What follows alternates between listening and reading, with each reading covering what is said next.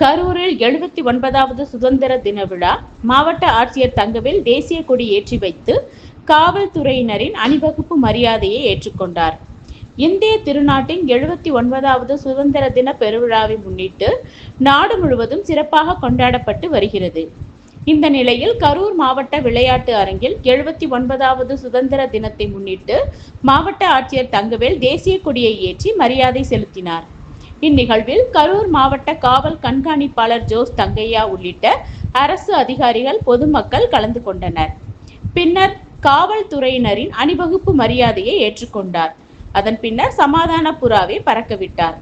இதனைத் தொடர்ந்து 31 பயனாளிகளுக்கு 54,12,930 ரூபாய் மதிப்பீட்டில் நலத்திட்ட உதவிகளை வழங்கினார்.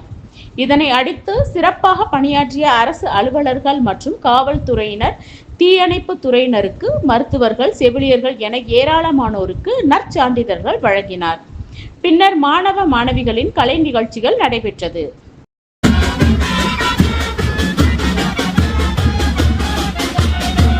மாவட்ட ஆட்சியர் அவர்களுக்கு அணிவகுப்பு மரியாதை செலுத்துகிறார்கள்.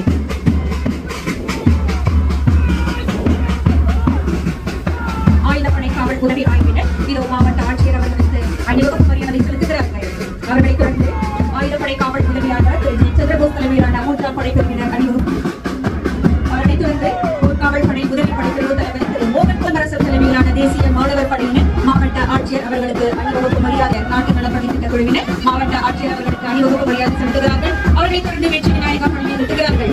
அவர்களைத் தொடர்ந்து ஷெர்பதி வித்யாலயா மெட்ரிக் பள்ளி லாலாபேட்டை செல்வன் ஆர் விஷ்ணு தலைமையிலான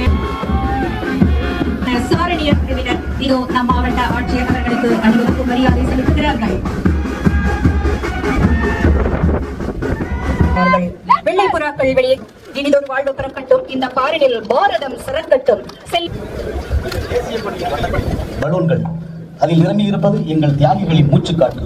எங்கள் கலாச்சாரமும் பாரம்பரியமும் உன்னதமானது என உணர்த்த காட்டில் செல்லுங்களே எங்கள் பலூன்கள்.